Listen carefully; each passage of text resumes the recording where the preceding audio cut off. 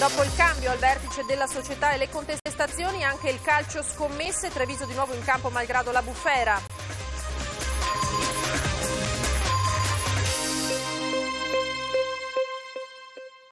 E ora il calcio, ieri il cambio ai vertici della società e le contestazioni dei tifosi, oggi nuovi guai legati al calcio scommesse, malgrado la bufera i giocatori biancocelesti sono tornati in campo per l'allenamento oggi.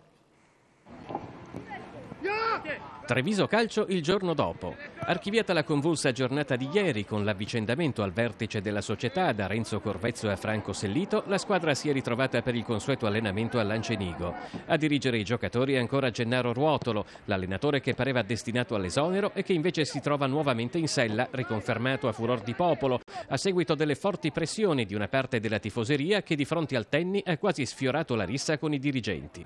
Ma a giudicare dall'aria che si respirava oggi in allenamento, questo clima di incertezza e polemiche non sta influenzando la squadra. Durante la partitella in famiglia, volti sereni e anche qualche battuta tra giocatori e allenatore. Il Treviso è ancora ultimo in classifica con un bottino di appena 7 punti in 17 partite, ma è in crescita. Prima la vittoria casalinga nello scontro diretto con la Reggiana, poi il punto strappato a Cuneo hanno ridato un po' di ossigeno in vista dell'impegnativo incontro di domenica, quando al Tenni sarà di scena la Virtus Entella, quinta in classifica e in piena lotta a play-off per la Serie B. Ma se i giocatori appaiono sereni, lo stesso non può dirsi dei tifosi. Tra le poche decine di sostenitori che oggi hanno seguito l'allenamento, l'incertezza genera preoccupazione. Abbastanza preoccupati, sì. Ma più di quello che succede in campo o fuori dal campo? Anche fuori che in campo anche, sì. Ma ce la fa il Treviso a salvarsi se lasciano lavorare la squadra? Fatica sarà. Io sono 60 anni che seguo il Treviso, ma una situazione confusa, caotica, incomprensibile come questa non l'ho mai vista.